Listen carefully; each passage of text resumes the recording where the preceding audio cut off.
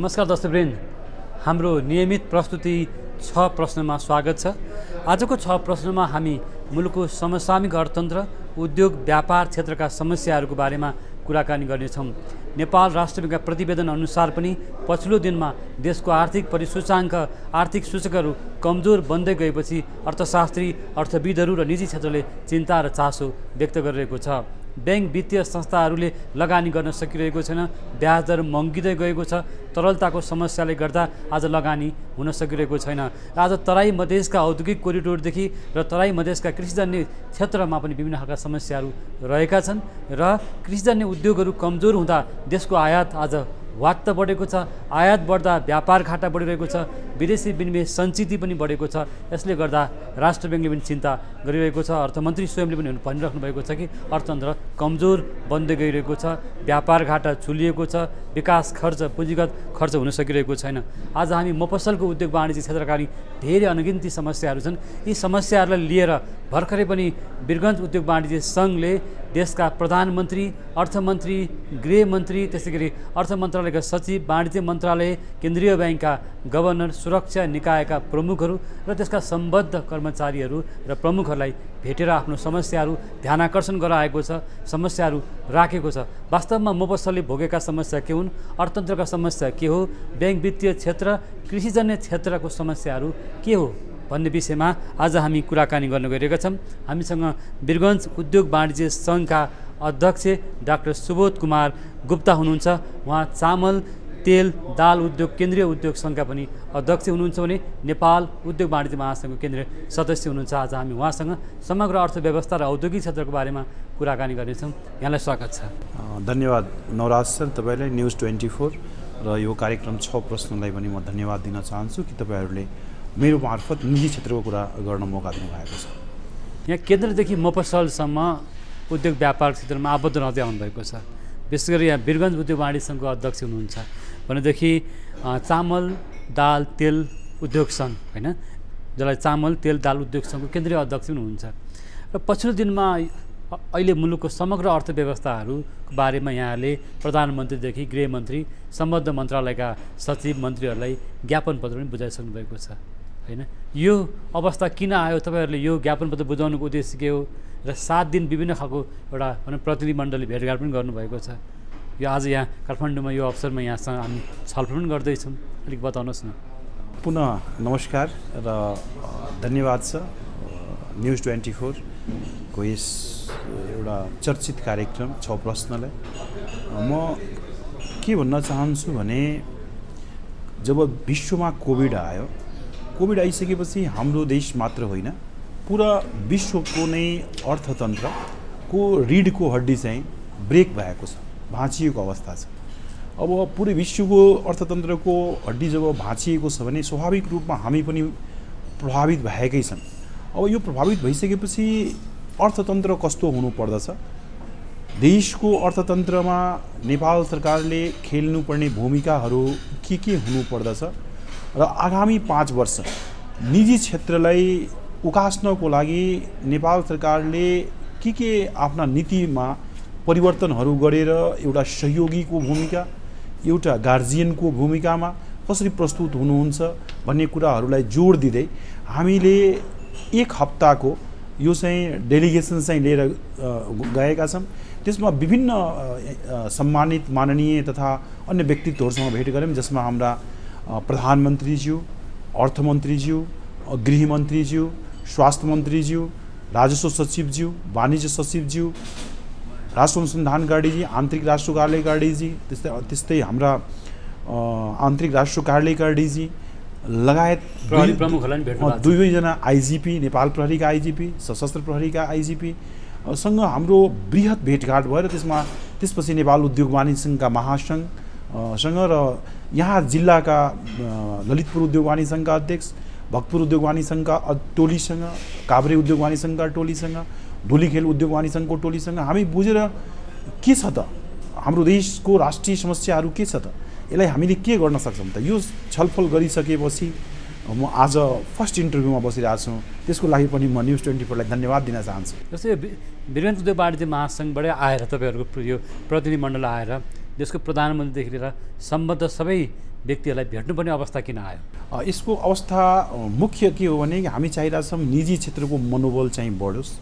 नेपाल सरकारले जुन चाहिराखेका छन् कि बिजनेस घाटा घट्नु पर्दछ, आयात बिस्तारै विस्थापित हुनु पर्दछ, निर्यात बढ्नु पर्दछ, यो खालि भनेर त हुने कुरा होइन।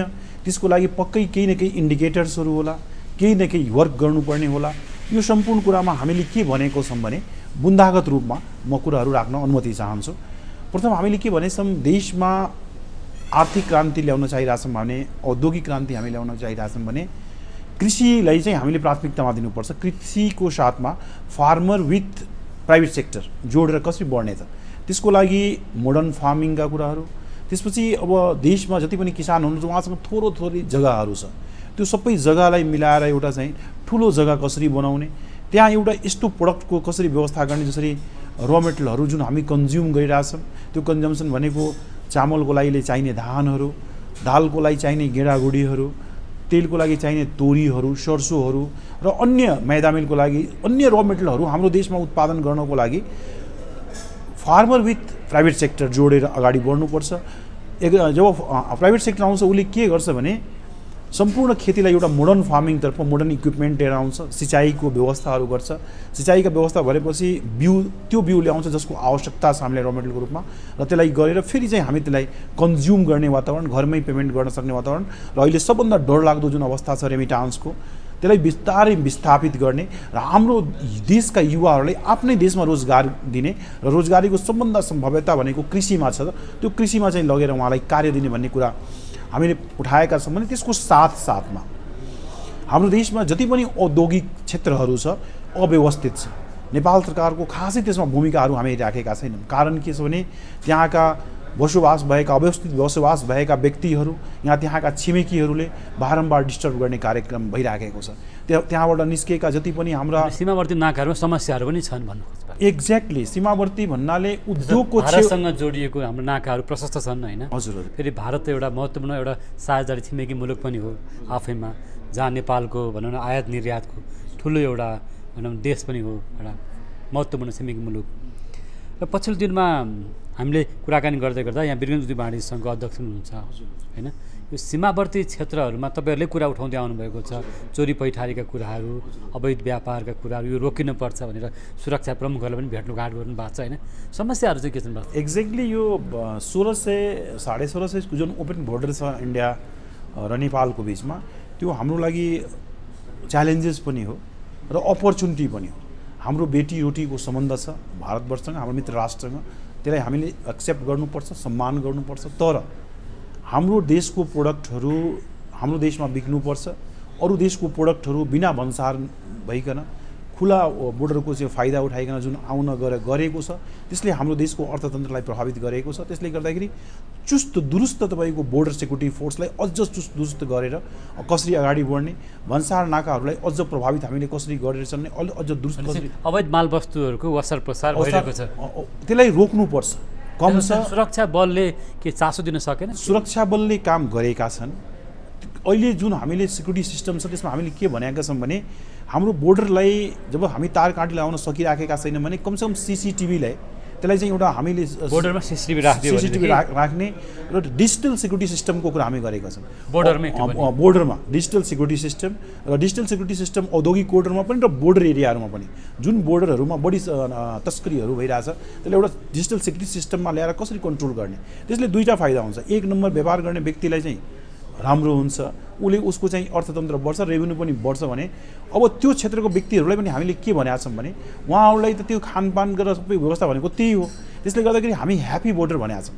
ह्याप्पी बोर्डरको कन्सेप्ट भनेको के हो भने 1600 किलोमिटरको 25 किलोमिटर एरिया नेपालतिर र 25 किलोमिटरको एरिया इन्डियातिरलाई चाहिँ डेभलप गर्नुपर्छ। त्यहाँ तपाईँको रोजगारीको लागि इन्डस्ट्रियलाइजेसन गर्नुपर्छ, त्यहाँ तपाईँको शिक्षाको व्यवस्था गर्नुपर्दछ र उहाँलाई आम जनतालाई उहाँलाई घाँस र कपासको व्यवस्था मिलाउनको लागि नेपाल सरकार र निजी क्षेत्र गएर उहाँलाई रोजगारी बनाउनु पर्छ। ह्याप्पी बोर्डर भन्नु जस्तो यहाँले प्रधानमन्त्रीलाई पनि त सम्बद्ध अर्थमन्त्री, उद्योग वाणिज्य मन्त्रालय होइन, अथवा नेपाल राष्ट्र ब्याङ्कलाई पनि यहाँले ज्ञापन पत्र बुझाउनु भएको छ। ह्याप्पी बोर्डरको अवधारणा छ, औद्योगिक सुरक्षा बल चाहिँ स्थापना हुनु पर्यो भन्ने कुरा राख्नुभएको छ। त्यसै गरी अब नगद रकमको आधिकारिकता हाम्रो देशको करेन्सीको आधिकारिकता कुरा गर्नुभएको होला। अब सीसीटीभीको सञ्चालन हुनुपर्ने लगायत कुराहरू छ, वीरगन्जको सुरक्षा, त्यसको भन्सार चेक जाँच, भन्सारको सुरक्षा, बोर्डरको सुरक्षालाई पनि व्यवस्थित गर्नुपर्ने लगायत कुराहरू यो धेरैपटक उठिसकेको छ, तर व्यवहारमा चाहिँ सुधार भएको देखिन्छ। हेर्नु सर, यसमा के हुन्छ भने बिस्तारै सुधार भनेको बिस्तारै हुने हो। अहिले हाम्रो देशमा राजनीतिक अस्थिरता छ, त्यो अस्थिरताले के भनेको छ भने बिस्तारै हामीले जुन कुराहरू उठाइरहेछन्, डिजिटल सेक्युरिटी सिस्टम, सीसीटीभीका कुराहरू, त्यस पश्चात हाम्रो औद्योगिक सुरक्षा बलका कुराहरू। औद्योगिक सुरक्षा बलले के गरेको थियो, त्यो आउँदाखेरि हाम्रो देशमा हाम्रा उद्योगी निजी क्षेत्रको चाहिँ मनोबल चाहिँ उच्च थियो। हाम्रो धेरैजसो कामहरू डिस्प्युट हाम्रो उद्योगमा हुन बन्द भएको थियो, कम्प्लिट क्लोज भएको थियो र सशस्त्रका साथीहरूले जुन काम गर्नुभएको थियो, आज पनि म आज न्युज 24 को माध्यमबाट उहाँलाई धन्यवाद दिन चाहन्छु। उहाँले धेरै राम्रो काम गर्नुभएको थियो। हामीसँग नसोधिकन औद्योगिक सुरक्षा बल उद्योगीहरूसँग नसोधिकन जुन हटाइयो, त्यसको हामी जोरदार विरोध गर्दछौँ। त्यो पुनः स्थापना गर्नुपर्दछ। त्यसले हामी देशमा आर्थिक क्रान्ति चाहेका छौँ भने औद्योगिक सुरक्षा बल पुनः चाहिँ स्थापित गर्नुपर्दछ। डिजिटल सेक्युरिटी सिस्टम र बोर्डरलाई चुस्त दुरुस्त बनाएर सीसीटीभीमय भएर अगाडि बढ्नुपर्दछ। यसको एउटा व्यापक रिजल्ट आउँछ। अहिले पनि साथीहरूले के भन्नुहुन्छ भने अहिले पनि देशमा भएका धेरैजसो बिजनेसहरूको एउटा ठुलो हिस्सा चाहिँ ग्रे च्यानलबाट भइरहेछ, यानि गलत च्यानलबाट भइरहेछ। त्यो गलत नाकाहरूबाट कारोबारहरू भएन। हजुर हजुर। जस्तो अध्यक्ष यहाँले ज्ञापन पत्र पनि हेरेर पनि भन्न सक्नुहुन्छ। यहाँले जुन प्रधानमन्त्री शेरबहादुर देउवा, होइन, गृहमन्त्री बालकृष्ण खान, अर्थमन्त्री जनार्दन शर्मा, स्वास्थ्य मन्त्री विनोद खतिवडा, वाणिज्य आपूर्ति सचिव, होइन, नेपाल राष्ट्र ब्याङ्कको गभर्नर लगायतका पदाधिकारीहरूलाई भेटघाट गर्नुभएको छ र सुरक्षा प्रमुखहरूसँग नि भेटघाट गर्नुभएको छ। के कुरा चाहिँ यहाँले उठाउनु खोज्नुभएको महत्त्वपूर्ण कुराहरू छ जुन यहाँले त्यो पत्रकार सम्मेलन गर्नुभयो, अलिकति त्यो कुरालाई प्रकाश पार्नुहोस् न। यसमा बुन्दागत रूपमा हामी जाँदाखेरि हामीले के भनेको छौँ भने जसरी आज भन्सारले जुन बिल बिजकलाई मान्यता जुन दिइराखेको छैन बिजनेस कम्युनिटीको, त्यसमा पनि समस्या के छ भने हुन्डीको कारोबार चाहिँ त्यसबाट धेरै बढेको छ। हुन्डीको कारोबार बढ्यो। कारण के भयो कि जसको हुन्डीको कारोबार बढ्यो भने त नेपाल राष्ट्रले नै चिन्ता गरेको विषय नै हो। चिन्ता गर्ने विषय हो, किनभने हाम्रो कुनै मालको रेट कम छ भने त्यो बढीमा पास भइरहेछ, जसको बढी छ भने त्यो कममा पास भइरहेछ। आफ्नो चाहिँ मूल्य पुस्तिकालाई भन्सारले मानिराखेको छ। त्यसले गर्दाखेरि निजी क्षेत्रको चाहिँ बिजक मूल्यलाई मान्यता दिनुपर्छ भन्ने कुरा हामी राखेका छौँ। यो जुन दिन लागू हुन्छ त्यो दिनदेखि तपाईँको हुन्डी कारोबार चाहिँ देशबाट बन्द हुन्छ र यो जुन हामीले भने नगद रकमको जुन आधिकारिकता छ, हाम्रो राष्ट्र ब्याङ्कले चाहिँ 10 लाखसम्म चेक काटेर पैसा निकाल्न मिल्छ, यसमा पनि अहिले धेरै धरपकडहरू कुराहरू भइराखेको छ। मार्केटलाई मान्छेलाई उठाइसकेपछि धेरै कुराहरू त्यसलाई गर्ने, त्यो कुराहरूलाई अझ पनि साइन्टिफिक गर्नुपर्छ। त्यो गर्दाखेरि त्यहाँका सम्बन्धित निकायका जिल्ला उद्योग वाणिज्य सङ्घलाई कसरी सहकारी गरेर अगाडि बढ्ने, त्यसमा पनि हामी आइजिपी साहब लगायत गृहमन्त्रीज्यूलाई ध्यान आकर्षण गराएका छौँ। यसले कहीँ न कहीँ एउटा नगद कारोबारलाई निस्तेज गर्ने प्रयासहरू भइरहेछ। त्यसले गर्दा कतिसम्म नगद कारोबार गर्न सक्ने हो त, र हाम्रो नेपालभित्र त्यो पैसा पाइराखेको छ भने त्यसलाई चाहिँ एउटा सिस्टममा र अहिले धेरै कुरा के छ भने अहिले पनि हाम्रो देशका धेरै जनताहरू भारततर्फ गएर चाहिँ सामान किन्ने काम गर्नुहुन्छ। अब त्यो पैसा नेपाली पैसा जो इन्डियामा जान्छ त्यो पैसा कहीँ न कहीँबाट फर्केर आउँछ हाम्रो देशमा। अब यो सिस्टमले चाहिँ नेपाली रुपियाँ दिल्लीमा पाइन्छ भन्ने पनि एउटा जुन चर्चा छ, नेपाली रकम साट्नु पऱ्यो भने दिल्ली गयो भने साट्न सकिन्छ भन्ने पनि चल्छ। यो सर एकदमै सानो स्केलमा हुनसक्छ। इजी एसेसमा त्यो पैसा साट्न सक्ने अवस्थाहरू हामीले पाइरहेको छैनौँ, या त हामीले कार्ड युज गर्न सक्छौँ। जस्तो यहाँले भन्नु पनि एउटा कुरा, यहाँले महत्त्वपूर्ण कुरा उठाइरहनु भएको छ, सीमावर्ती नाकाहरूमा तस्करीका मालवस्तुहरू पनि रोकिनु पर्यो, रोकिएन, खुलेआम रूपमा बढ्यो, जसले गर्दा त्यसको अर्थतन्त्रलाई, राजस्वलाई, देशभित्रका स्वदेशी उत्पादकहरूलाई समस्या पर्यो भनिरहनु भएको छ। यहाँ उद्योग वाणिज्य महासङ्घ केन्द्रीय सदस्य पनि हुनुहुन्छ, एउटा उद्यमी पनि हुनुहुन्छ, होइन। नेपाली उद्यमीले भोगेको समस्या चाहिँ के हो? हाम्रो इकोनोमी पनि सानो छ। आज चीन र भारतको ठुल्ठुलो इकोनोमीको हामी बिचमा छौँ, होइन। नेपाल चाहिँ डम्पिङ साइट जस्तो भइरहेको छ। उता चिनिया वस्तुहरू आउँछ, उता भारतीय माल सामान आउँछन्। हामी चाहिँ खालि आयात मात्रै गर्ने मुलुक जस्तो भयो नि त, होइन। अहिले जुन व्यापार घाटाले त्यही ट्रेन्ड बताइरहेको छ। हाम्रो उत्पादन छैन र हाम्रो ट्रेडिङ मात्रै भयो। उद्यमीहरूले यो कुरा चाहिँ एकदम गुनासोको साथ उठाएको अवस्था छ नि त। यसमा हाम्रो के भनाइ छ कि हेर्नुहोस्, लङ टर्म र सर्ट टर्म दुईवटा हामी कुराहरू गर्नुपर्छ। एउटा लङ टर्ममा के हो कि हामीले धेरैजसो आइटममा आफूलाई आत्मनिर्भरतर्फ लानुपर्ने कुरा हो। आत्मनिर्भर भनेको एक दिनमा हुने कुराहरू होइन। त्यसको लागि नेपाल सरकारले पोलिसी भन्नाले कस्ट अफ प्रोडक्सन्स बिजनेसको र उद्योगको कम गराउनको लागि खेल्नुपर्ने भूमिका। जसरी हामीले के भन्यौँ यस विज्ञप्तिमा र मेटेरियल र रेडी प्रडक्टको जुन ड्युटी छ त्यो फरक हुनुपर्छ। फरक भन्नाले अब आज दालमा हामीले के भन्यौँ 10% र मेटेरियलमा ड्युटी छ, 10% रेडी प्रडक्टमा ड्युटी छ, कमसेकम 15% ड्युटीमा फरक हुनुपर्छ। नेपाल सरकारले पनि भनेको छ एक त भन्नुभएको छ। यो फरक भएपछि के हुन्छ कि उद्योग चाहिँ उन्मुख अर्थतन्त्र हुन्छ। अहिले राष्ट्र ब्याङ्कले गभर्नरले के भन्नुभयो कि ट्रेडभन्दा उद्योगलाई चाहिँ हामीले इन्ट्रेस्ट कम गर्छौँ भनेर कुरा गर्नुभएको छ मौद्रिक नीतिमा। ब्याङ्कहरूले प्राथमिकता दिएको छ भनेको छ। अब यो कुराहरू प्राथमिकता दिने कुराहरूमा अब कतिको दिने, कहाँसम्म दिने, यो कुरा अहिले क्लियर भएको छैन। व्यवहारमा त्यो खालको अनुभूति भएको छ। अनुभूति भएको छ। त्यो भएपछि कहीँ न कहीँ त्यो पोजिटिभ हो। र अर्को कुरा हामी बारम्बार के भनिरहेको छौँ सर कि यो सिङ्गल डिजिट इन्ट्रेस्ट रेट हरायो, 6 महिना पहिलासम्म सिङ्गल डिजिट इन्ट्रेस्ट रेट। यो हराउनुको कारण हाम्रो कस्ट अफ प्रोडक्सन फेरि रेज हुन्छ। यानी हाम्रो कस्ट अफ प्रोडक्सन ब्याज दर दोहोरो अङ्कमै रह्यो, ब्याज दर बढ्यो, युनिट कस्टको कुराहरू आइरहेछ। अहिले मान्छेले चाहिँ विद्युत पाउन बन्द भयो, कम भएको छ। हाम्रो विभिन्न इन्डिकेटरहरूले के भनिरहेछ कि कस्ट अफ प्रोडक्सनलाई हाई गर्ने। अब एकातिर बिजनेस डिभिडेन्ड घटाउने कुरा गरिरहेछौँ, अर्कोतिर हामी चाहिँ हाम्रो इन्डिकेटरहरूलाई सम्हाल्न सकिरहेको छैनौँ। इन्डिकेटर भनेको एक्सपेन्सेस कहाँ हुन्छ त इन्डस्ट्रियलिस्टको, विद्युतमा हुन्छ बढी युनिटमा गइरहेछ पैसा, ब्याजको पैसा हुन्छ बढी रेटमा गइरहेछ पैसा, र मेटेरियल हामी पर्चेस गर्छौँ दरबन्दी बढी छ। यहाँका जति पनि हामी श्रम ऐनहरू बनाइरहेछौँ सामाजिक सुरक्षाले गर्दाखेरि त्यो प्रभावित भइराखेको छ।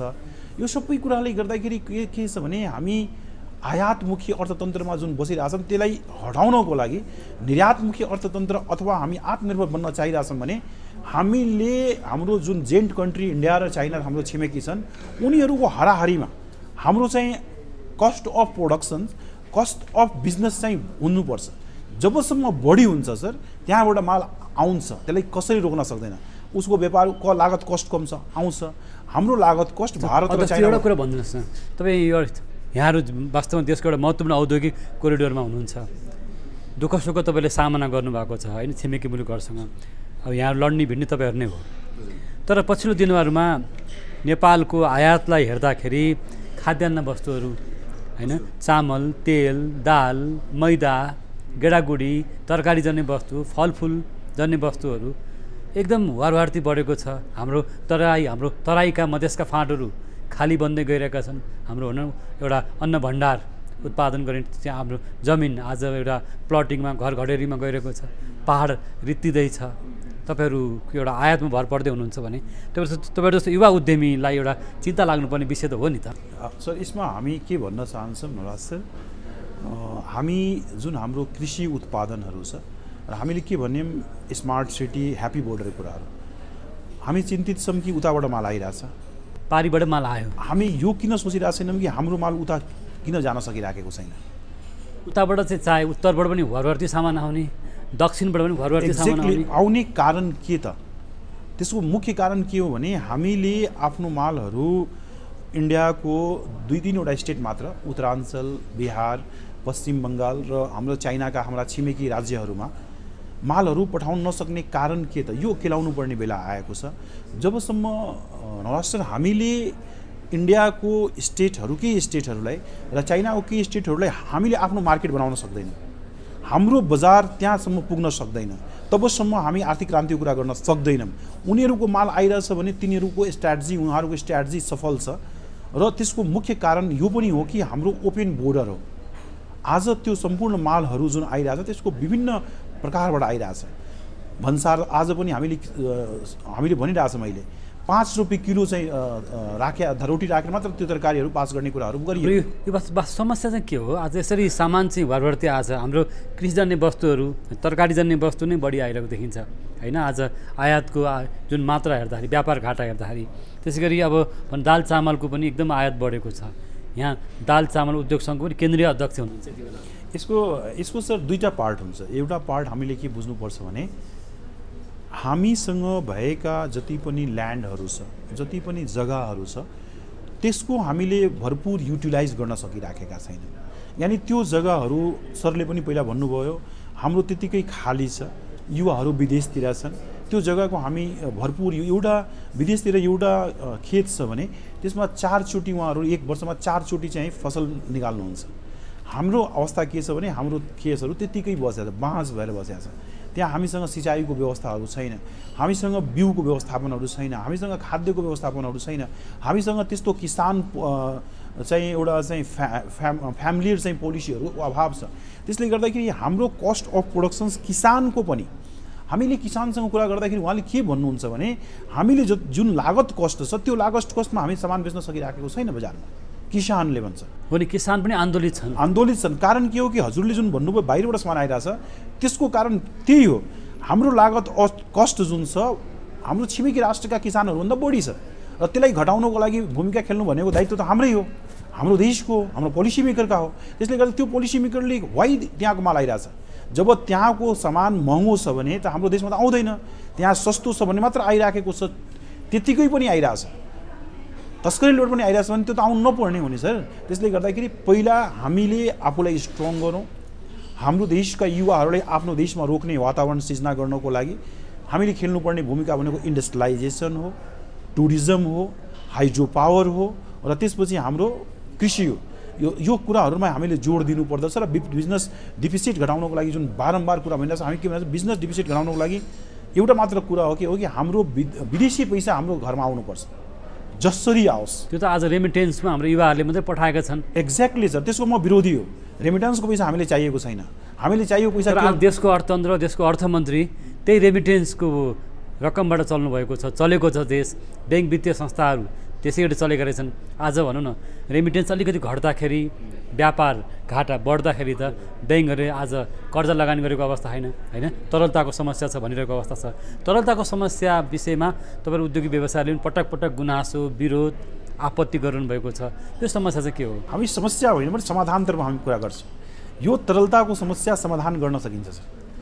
समाधान गर्नको लागि निजी क्षेत्रलाई, हाम्रो अर्थ मन्त्रालय र राष्ट्र ब्याङ्कज्यूलाई हामीले कुराहरू भनेछौँ। तीनवटा कुरामा हामी जोड दिएका छौँ। तरलताको लागि आयातलाई रोक्नु हुँदैन। आयातलाई रोक्नु छ भने त्यस्ता पार्टिकुलर वस्तुहरूलाई रोकौँ जसमा विलासिता सम्बन्धी हो, जसको आवश्यकता भएको छैन, जो नपुगे पनि हामीले केही फरक पर्दैन।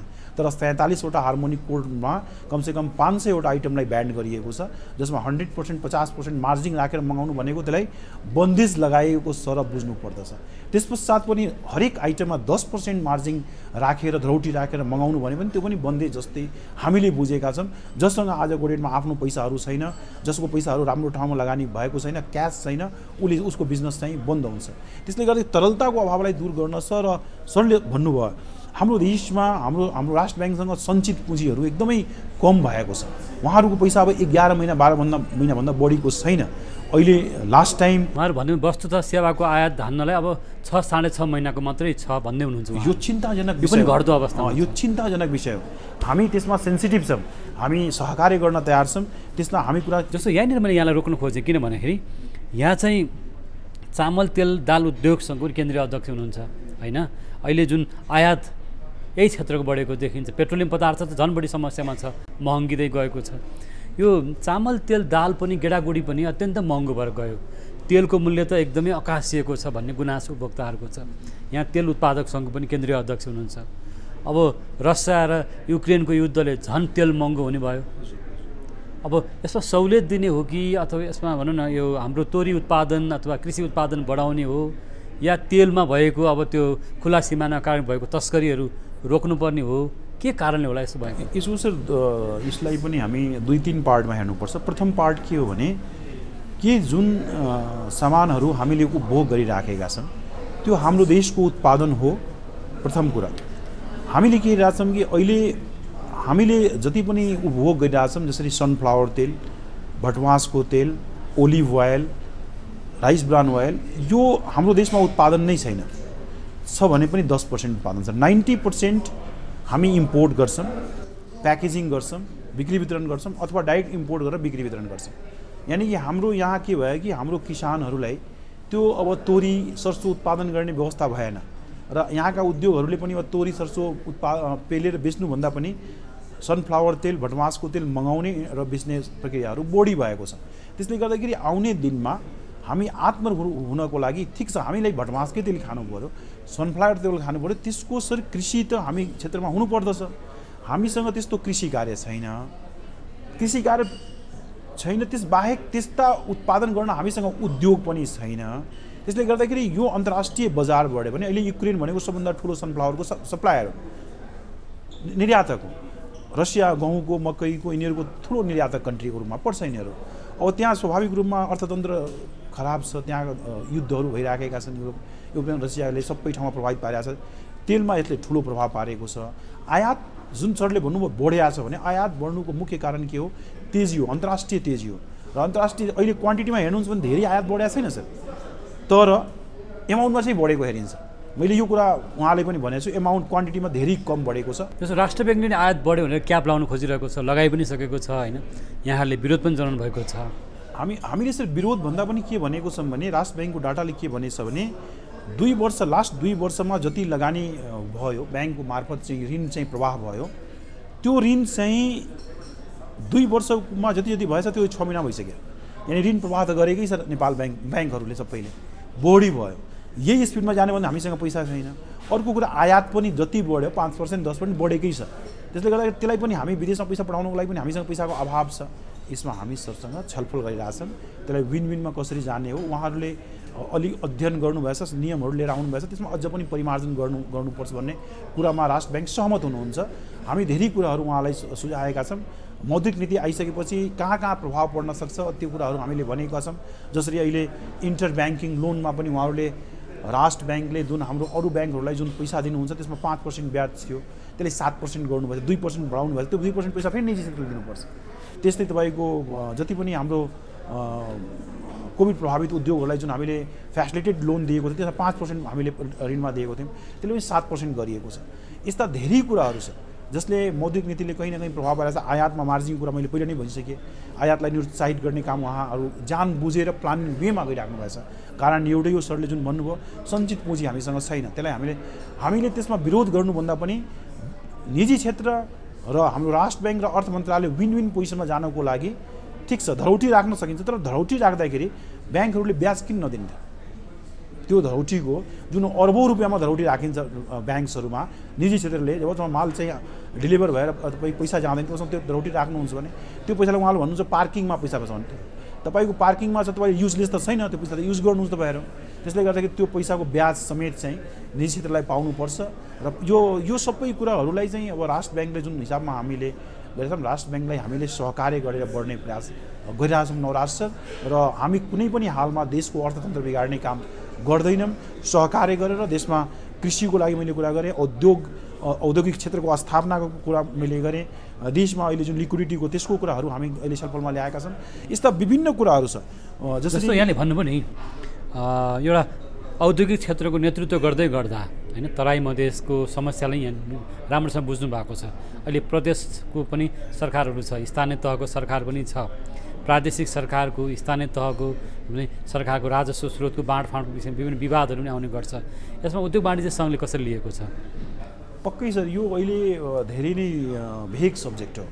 भेग सब्जेक्ट त्यस कारणले हो भने प्रदेश सरकार, सङ्घ सरकार आपसमा डेलिभर चाहिँ पावर डेलिभर गर्नमा अलि चाहिँ गाह्रो भइरहेछ। त्यसको लागि एउटा अस्पष्ट व्याख्या अब स्थानीय सरकार, राज्य सरकार र केन्द्र सरकारको बिचमा जुन अहिले कुराहरू चलिरहेछ, अहिले यसलाई भन्नुपर्छ कि अनम्याच्योर्ड अवस्थामा हामी छौँ। बच्चा जन्म त लियो, अब जन्म लिएपछि बिस्तारै बढ्ने हो। त्यो सरकार अब प्रदेश सरकारले भन्ने बित्तिकै केन्द्र सरकारले सबै कुरा दिने पनि कुरा हुँदैन, तर प्रदेश सरकारलाई जुन चाहिएको छ त्यो रोक्नु पनि हुँदैन। त्यसमा कहीँ पनि विमतिहरू छैन। र यसले गर्दाखेरि राज्य सरकार, केन्द्र सरकार र स्थानीय सरकारले गर्दाखेरि निजी क्षेत्रलाई समस्या होस् त्यस्तो कुराहरू पनि हुनु हुँदैन। आज स्थानीय सरकारले आफ्नो ट्याक्सेसनहरू लगाएको छ, त्यसमा धेरै ठाउँ हाम्रो विरोध छ। यो सम्पत्ति करका कुराहरू, कवाडी करका कुराहरू, तपाईँको सवारी व्यवस्थापनका कुराहरू मोनोपोली गरिएको छ, विभिन्न स्टेटमा मोनोपोली गरिएको छ। त्यो कहीँ न कहीँ दोहन भइराखेको छ। त्यस्तै त्यही कुराहरूमा पनि राज्य सरकारले पनि कम छ, तर प्राकृतिक स्रोतको दोहन भइरहेको छ जस्तो कुराहरू आइरहेको छ। अहिले स्थानीय पालिकाहरूमा यो ढुङ्गा गिटी रोडाको यो दोहन भयो, त्यसमा चाहिँ स्थानीय पालिकाहरू अब स्थानीय निजी क्षेत्रका व्यवसायहरू बिचको पनि एउटा तनावको अवस्था छ होइन। त्यसलाई अब जिल्ला प्रशासन कार्यालयले पनि निगरानी गर्यो या गर्न सकेन भन्ने कुराहरू उठिरहेछ नि त। एक्ज्याक्टली सर, जसरी तपाईँले सुन्नुभयो होला भरत ताल चाहिँ बनेको छ बागमती नदीनिर। एकजना मेयर साहबले चाहिँ त्यहाँ ताल बनाउनु भयो, त्यसलाई उत्खनन गरियो। पक्कै त्यो राम्रो प्रोजेक्ट हो, त्यसको हामी विरोध गर्दैनौँ। राम्रो काम गर्नुभएछ, राम्रो अगाडि बढिराख्नु भएछ। तर केन्द्र सरकारको अधिकार के हो, राज्य सरकारको अधिकार के हो र स्थानीय सरकारको अधिकार के हो? यो जुन उत्खननहरू भइरहेछ र आज हाम्रो देशमा सिमेन्ट उत्पादन भइरहेछ, क्लिङ्करहरू हामी चाहिँ पहाड तोडेर क्लिङ्करहरू निकालिराखेका छौँ, क्रसर उद्योगहरूले पहाड तोडेर क्रसर हामी ढुङ्गा बिक्री वितरण गरिराखेका छौँ, एक्सपोर्ट गरिरहेछौँ। आज केही दिनपछि हाम्रो देशको जुन एउटा प्रकृति छ त्यो प्रकृतिले 10 वर्षपछिको प्रकृतिको अवस्था के त, 15 वर्षपछिको प्रकृतिको अवस्था के छ, यो सबै कुरालाई अध्ययन गरिकन एउटा टेक्निकली जबसम्म हामी बढ्न सक्दैनौँ नत्र एउटा त्यो ठुलो प्राविधिक विज्ञहरूले अध्ययन गरेर हैन, नत्र त्यो एउटा ठुलो फेरि च्यालेन्जेस मेरो के सोच हो भने सर वातावरणीय विनाश पनि बढ्दै अवस्थामा छ, आर्थिक क्रान्ति ल्याउन। अध्यक्ष एउटा कुरा यहाँले भनिदिनुहोस् न, जस्तो तराईमा पनि धेरै जग्गाहरू चाहिँ एउटा भनौँ न अहिले खण्डीकरण भइरहेको छ, घर जग्गा घडेरीमा गयो, हाम्रो उत्पादनमा ह्रास आयो, एउटा कृषिजन्य क्षेत्रमा विशेष एउटा भनौँ न राहत कार्यक्रम पकेट एरिया भन्छन्, कृषिको पकेट एरिया जहाँ यहाँले किसानको मुद्दा उठाइरहनु भएको थियो, किसानलाई एउटा कृषिमा एउटा औद्योगिकरण व्यवसायीकरण गर्ने हैन, रासायनिक मलको बिउ खादको समस्याहरू छ त्यहाँ सहजीकरण गर्ने, कृषि कर्जा दिने, यो कृषि कर्जा लक्षित वर्गमा दिने, ठुला ठालुहरूलाई मात्रै दिने होइन भन्ने पनि कुरा उठिरहेको छ। यो थोरै यो विषयमा जाउँ न। एकदम यो कुरा जुन छ अहिले अनप्लान्ड वेमा हाम्रो देशमा एकातिर त हामी भन्छौँ प्लान्ट सिटीको कुरा, प्लान्ट हाम्रो टाउनसिपको कुराहरू हामी गरिरहेछौँ, त्यो टाउनसिपमा पानीको व्यवस्था, बजारको व्यवस्था, एजुकेसनको व्यवस्था सबै हुनुपर्ने कुरा हामी गरिरहेछौँ। अर्कोतिर हाम्रो देशमा के भइरहेछ भने एउटा भूमाफियाहरू उसले के गरिरहेछन् भने जग्गा किन्ने, जग्गालाई प्लटिङ गर्ने र अव्यवस्थित रूपमा त्यसलाई एउटा चाहिँ टोलको रूपमा विस्तार गरिदिने। तराई पनि त्यो समस्या निकै छ, निकै छैन भने घर घरमा छ, घर घरमै बढ्यो, घर घरमा अब काठमाडौँ उपत्यकाबाट भूमाफियाहरू तराई क्षेत्रमा मधेस पनि सिद्धाउन आँटे। अब यी संस्था के भएछ कि एउटा जग्गा 1 लाखमा एकजनाले किनेछ भने त्यो 15 जनाले किन्दा त्यो 20 लाख भइसक्यो आनाको रेट। अब त्यो रेट जग्गा चाहिँ महँगो भयो, उत्पादन घट्दै गयो, मान्छेसँग अब क्षमता भएन र हाम्रो अहिले पनि भनाइ छ कि नेपाल सरकारले प्लान्ट सिटीको एन लिएर आउनुपर्छ। प्लान्ट सिटी र देशको हरेक ठाउँको जग्गाको चाहिँ एउटा मोल चाहिँ हुनुपर्दछ, जग्गा जसको पनि होस्। कृषियोग्य जमिनलाई कृषियोग्य जमिनमै रूपमा विकास गरौँ, व्यवसायीकरण गर्ने, औद्योगिकरण गर्ने। यहाँले भन्नुभएको जस्तो plant city, mega city, smart city के गर्ने तराईमा अथवा मधेसमा पहाडमा जहीँ त्यहीँ, त्यो खालको योजना हुन सकिरहेको छैन एकदमै। अब अहिले स्थानीय तहको निर्वाचन नै आइरहेको छ, उहाँहरूको एजेन्डा नारा त होला तर व्यवहारमा त देखिँदैन। व्यवहारमा अहिले पनि हामीले के हेरेको छौँ सर कि मान्छेले सपना हेराउने काम बढी गर्यो, सपना हेराइसकेपछि त्यसलाई इम्प्लिमेन्ट गर्ने काम चाहिँ एकदमै थोरै भयो। त्यसले गर्दाखेरि सपना चाहिँ हेराउँ, सपना हेराइसकेपछि जुन अहिले हामीले एउटा व्यवस्थित र एउटा स्ट्रेट फरवर्ड जुन हामी रुल रेगुलेसनको कुरा गरिराखेका छौँ त्यसको लागि यो सम्पूर्ण कुराहरू जुन आज हामी उत्थान गरेका छौँ त्यसमा एउटा सिस्टममा बसेर यसरी हामीले आज सबै कुराहरू अफिसियली प्लान सिटीको रूपमा प्लानहरू बढ्नुपर्छ, रेटहरूको रूपमा वाट्टी बढ्नु हुँदैन। आज जति पनि ब्रोकरहरू जमिन खरिद बिक्री गर्नुहुन्छ के लाइसेन्स प्राप्त व्यक्ति हो त उहाँहरू? बिचौलियाहरूको सङ्ख्या बढ्यो, बिचौलियाको सङ्ख्याले गर्दाखेरि जमिनको रेट पनि बढ्यो। बिचौलिया, त्यसपछि भूमाफिया हैन, तस्करी, यो सबै कुरालाई हामीले कन्ट्रोल गर्न सकेनौँ भने आउने दिनमा हामीसँग देशमा एउटा ठुलो समस्याहरू, देशको मुद्दास्फीतिर धेरै ठुलो बढ्ने अवस्थाहरू, त्यसले गर्दाखेरि राष्ट्र ब्याङ्कले धेरै कुराहरूमा कन्ट्रोल गर्ने प्रयास गरिराखेको छ। तर त्यसमा निजी क्षेत्रलाई गुड फेथमा लिएर अगाडि बढ्दाखेरि अझ पनि पोलिस्ड पोलिसीहरू आउन सक्ने सम्भावनाहरू हुन्छ नवराज सर। अध्यक्ष एउटा कुरा भन्नुहोस्, यो जस्तो यसलाई मैले पटपट जोड्न खोजेँ आज यो इस्युमा, चामल तेल दाल उद्योगसँग यहाँ केन्द्रीय अध्यक्ष हुनुहुन्छ।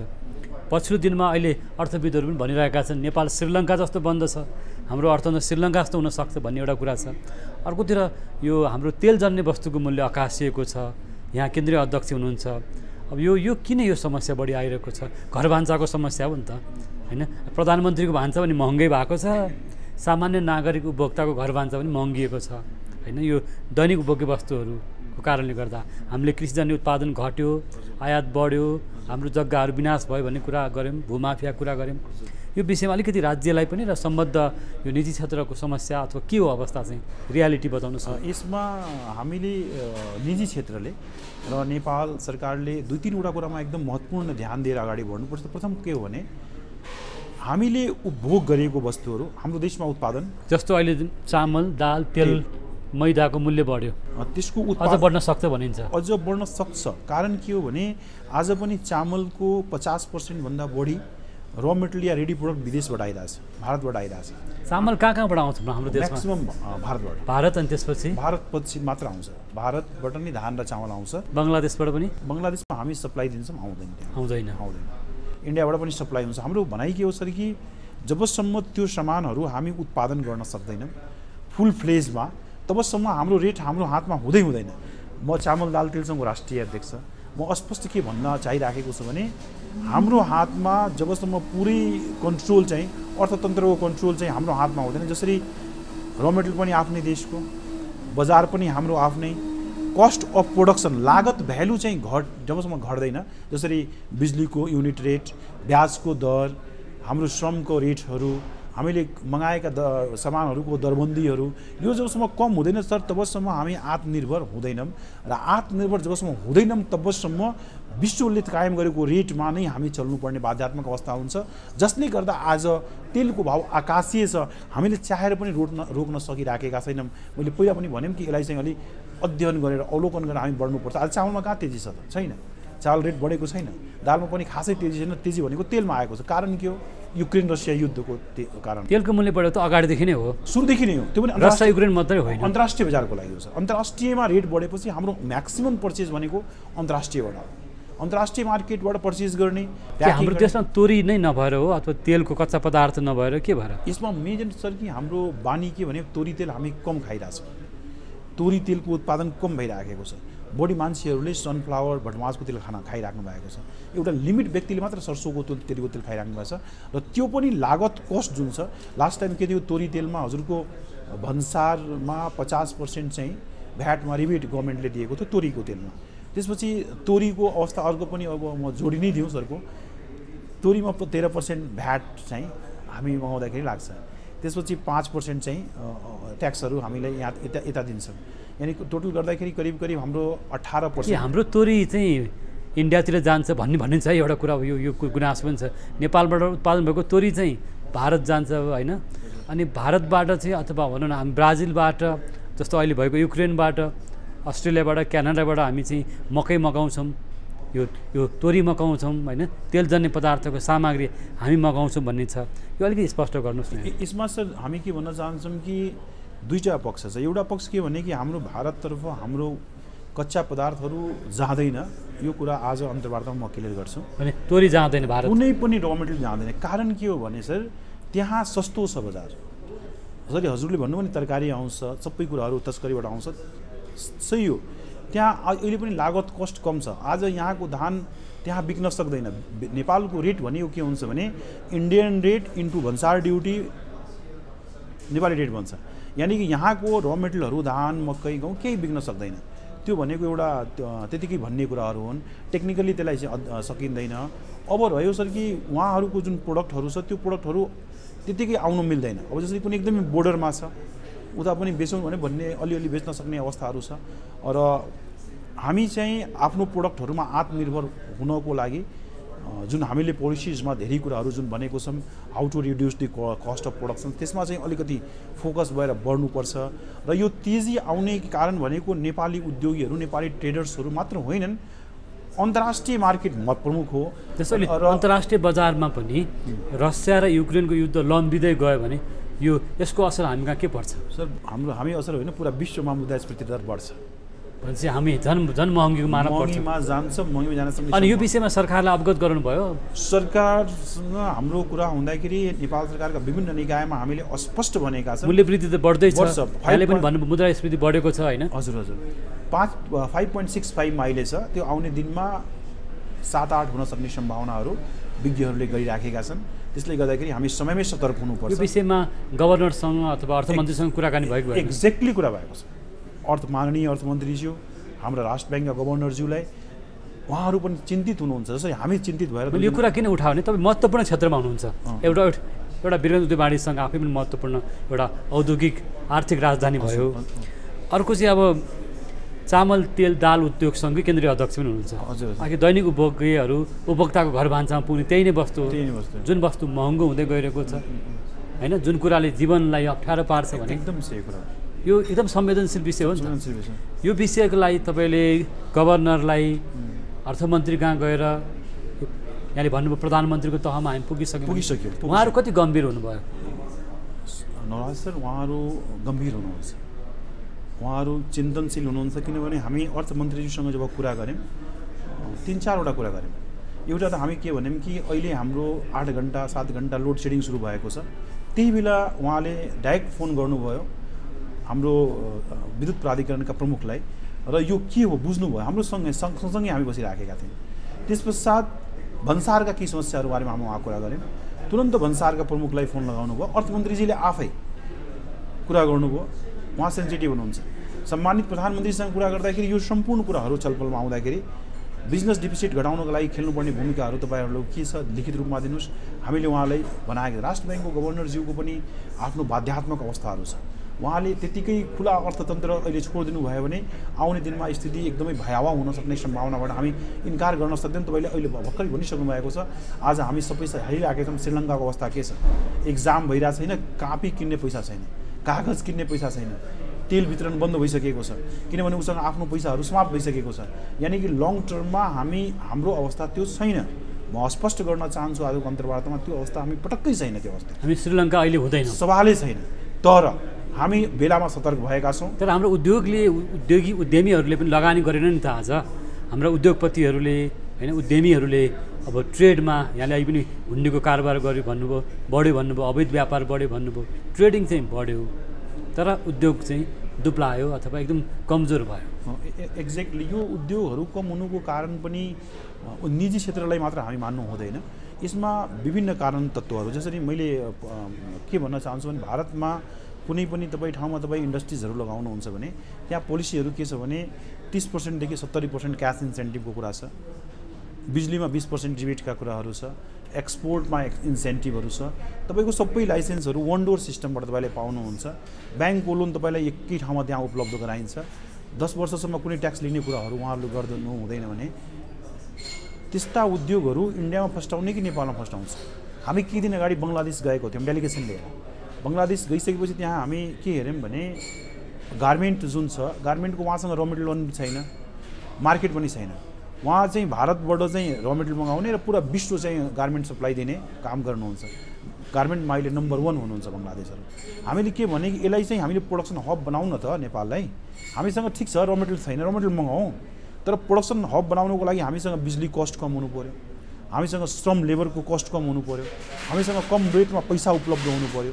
यो सबै कुराको लागि हामीले ध्यान आकर्षण सरहरूलाई गरेका छौँ र आउने दिनमा यसमा व्यापक छलफल हुन्छ भन्ने हामीले जानकारी गराउन चाहन्छौँ। अब अन्तिममा धेरै कुरा मैले तपाईँलाई प्रश्न पनि राखेँ। एउटा उद्योगी, एउटा होइन औद्योगिक क्षेत्रमा काम गर्नुभएको उद्यमीको नाताले अब अन्तिममा यहाँले देशको प्रधानमन्त्रीदेखि लिएर सुरक्षा प्रमुखसम्म राजस्व अथवा भन्सार होइन नेपाल राष्ट्र ब्याङ्कका उच्च तहका अधिकारीहरू अर्थ मन्त्रालयलाई भेटिसकेपछि अब समस्या के त, निकास के त, आम नागरिकको जीवनमा सहजता पुर्याउनलाई के गर्ने होइन, ब्याङ्कको ब्याज बढ्दो अवस्थामा छ, यो चिन्ताजनक हो भनिहाल्नुभयो, लगानीको समस्या छ भने अन्तिममा अब यहाँ हामी कार्यक्रममा अन्तिममा नै छौँ। यसमा हामी के भन्न चाहन्छौँ भने हामी निजी क्षेत्र, नेपाल सरकार हामी मिलेर बढ्नुपर्छ। हाम्रो कुराहरू उहाँका मिल्ने भनेको के हो? मिल्यो भन्दा यहाँले दबाब दिनुभयो भने पो सरकारले काम गर्ला त। सर यसमा मिल्नु भन्नाले win win position, win win भन्नाले सरकारलाई तपाईँले घचघचाउन सक्नु भएन कि?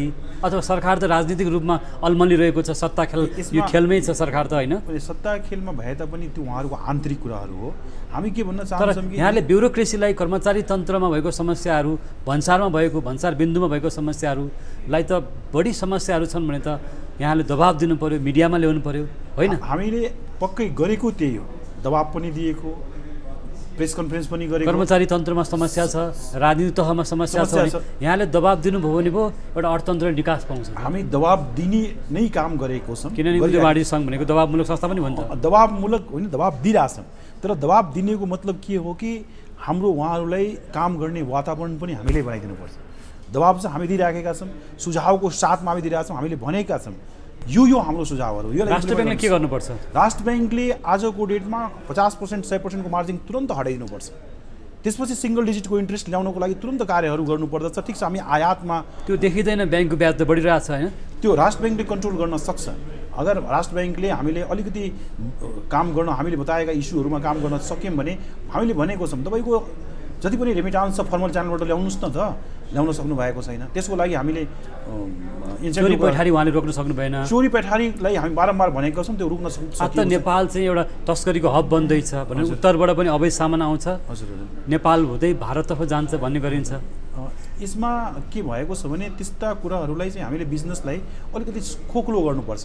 अब विश्व के भइसकेको छ भने भारतले इम्पोर्ट गरेको थर्ड कन्ट्रीको माल नेपालमा नआउनु पाउने, नेपालमा थर्ड कन्ट्रीबाट इम्पोर्ट भएको माल भारतमा नजानु। होइन, मैले त्यो भन्न खोजेको होइन, ट्रान्जिट पोइन्ट चाहिँ हामी तस्करीको बन्न सक्छौँ कि भन्ने एउटा डर चिन्ता मात्रै हो।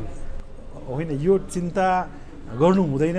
यसको बरु यसको कसरी यसलाई बन्द गर्नुपर्छ, कसरी यसलाई ठिक पार्नुपर्छ त्यसतर्फ हामी अगाडि बढ्नुपर्छ र त्यसको लागि हामी नेपाल सरकारको हरेक निकायमा गएर यो कुराहरू भइरहेछ, यसलाई तुरन्त बन्द गर्नु। जस्तो पछिल्लो दिनमा हामी कहाँ सुन चाँदीको अवैध कारोबार बढ्यो भनेर आइरहेछ होइन, यहाँले भन्नुभयो एउटा भूमाफियाको समस्या बढेको छ भनिहाल्नुभयो, बिचौलिया झन् कृषि क्षेत्रमा छन्, भइगयो यो कुरा धेरै आयो। किसानले राहत पाएनन्, किसानले मूल्य पाउँदैनन् होइन, साना साना किसानले सहुलियतमा ब्याज पाउँदैनन्, समस्या त छन् नि। समस्या नै समस्याबाट ग्रसित भएको हाम्रो यस देशमा निकास खोज्नको लागि बाहिरबाट मान्छेहरू आउँदैनन्, हामी मिलेर निकास खोज्नुपर्छ सर। दबावमूलक कार्यक्रम गर्नुपर्छ, त्यसको हामी विरोध गर्दैनौँ, गर्नुपर्छ, तर दबावमूलक कार्यक्रमको साथसाथमा यस्ता एजेन्डाहरू लिएर आउनुपर्छ। सुझाव सहित जिल्ला उद्योग वाणिज्य सङ्घमा भन्नुभयो, केन्द्रको उद्योग वाणिज्य महासङ्घ पनि आज एकदमै निष्क्रिय भयो, एकदमै कमजोर भयो, निजी क्षेत्रको छाता संस्था भन्ने गुनासो पनि छ। यो कुरालाई म एकदमै यसको विरोध गर्छु। हामीले काम गरेको भनेको हाम्रो निजी छाता सङ्गठनले हामीलाई भनेर मात्र हामीले काम गरिरहेछौँ, हामी मिलेर काम गरिरहेछौँ। केन्द्र कमजोर भएको हो आज? बिल्कुल छैन सर, हामी केन्द्र तपाईँहरू चाहिँ मोफसलदेखि उठेर यहाँसम्म आइसक्नु ज्ञापन पत्र बुझाउनु भएको छ, तर आज केन्द्रले त केही पनि गरेको छैन। जिल्ला भनेको केन्द्र हाम्रो माउथ संस्था हो, केन्द्र माउथ संस्था निधाएर बसेको हो, निधाएर बक्कै बसेको होइन, उहाँहरू हामीसँग मिलेर काम गरिरहेको अवस्था छ। भनेपछि आज तपाईँहरू जिल्ला तहदेखि प्रदेश तहदेखि घचघचाउन यो हाम्रो उद्योग वाणिज्य महासङ्घ टेकुसम्म आइसक्नुभयो। टेकुसँग होइन, हामी सिंहदरबारसम्म पुगेकै हो, सुरक्षा निकायसम्म पुगेकै हो, हरेक मन्त्रालयमा धाएकै हो। र म स्पेसली न्युज 24लाई यति भित्र बसेर जुन अन्तर्वार्ता गरिराख्नु त्यसको लागि धेरै धेरै धन्यवाद पनि दिन चाहन्छु। धेरै राम्ररी प्रश्न गर्नुभएको छ, यस्तो अन्तर्वार्ता हुनुपर्दछ, यस अन्तर्वार्ताले पक्कै देशलाई केही न केही निकास पनि दिन्छ। हस्, धन्यवाद, धेरै धेरै धन्यवाद छ नवराज चालिसे सर, न्युज 24 र यो हाम्रो 6 प्रश्नलाई म धेरै धेरै धन्यवाद दिन चाहन्छु। यो कार्यक्रमले मलाई लाग्छ देशमा आर्थिक क्रान्तिको लागि एउटा ठुलो चाहिँ एउटा कोसेढुङ्गा साबित हुन्छ जस्तो हामीले आशा लिन सक्छौँ। आज हामीले वीरगञ्ज उद्योग वाणिज्य सङ्घको अध्यक्षलाई धेरै कुराहरू प्रश्न गऱ्यौँ, तर एउटा अर्थशास्त्री अर्थविदलाई जस्तो गरी धेरै कोणबाट प्रश्नहरू उहाँलाई सोध्ने प्रयास गऱ्यौँ। आज नेपाल विभिन्न खालको समस्याहरूमा जेलिएको छ, समस्याहरू छ, उहाँले जग्गा जमिनका, कृषिका, त्यसै गरी ब्याङ्किङ वित्तीय क्षेत्रका, औद्योगिक कोरिडोरका समस्याहरू राखिसक्नु भएको छ। वास्तवमा धेरै गम्भीर विषयहरू उहाँले केन्द्रीय ब्याङ्कदेखि अर्थ मन्त्रालय, नेपाल सरकार र कर्मचारी तन्त्रसम्म अथवा सीमा नाकासम्मका कर्मचारी ब्युरोक्रेसीले ध्यान दिनुपर्ने, सुरक्षा निकायले ध्यान दिनुपर्ने कुराहरू राखिसक्नु भएको छ, महत्त्वपूर्ण कुरा राख्नुभयो। र केन्द्र आज मोफसलदेखि केन्द्रीय उद्योग वाणिज्य सङ्घलाई पनि घचघचाउनु पर्ने अवस्था आएको देखिन्छ यी विभिन्न कोणबाट हेर्दाखेरि भन्ने पनि कुराहरू आज उठिसकेका छन्। आज हामीसँग हाम्रो नियमित प्रस्तुति 6 प्रश्नमा आज हामीसँग वीरगञ्ज उद्योग वाणिज्य सङ्घका अध्यक्ष डाक्टर सुबोध कुमार गुप्तासँग कुराकानी गऱ्यौँ। उहाँ चामल दाल चाहिँ उद्योग सङ्घको पनि केन्द्रीय अध्यक्ष हुनुहुन्छ भनेदेखि उहाँ यतिखेर नेपाल उद्योग वाणिज्य महासङ्घको पनि केन्द्रीय सदस्य हुनुहुन्छ। उहाँको समय र विचारको लागि पनि धन्यवाद। नियमित प्रस्तुति 6 प्रश्न आजलाई पुरा भएको छ। क्यामेरामा टिभी जर्नलिस्ट साथीहरू श्यामहरि पुडासनी, गोपाल पङ्गेनीका साथ म नवराज चालिसे पनि बिदा माग्छु। नमस्कार।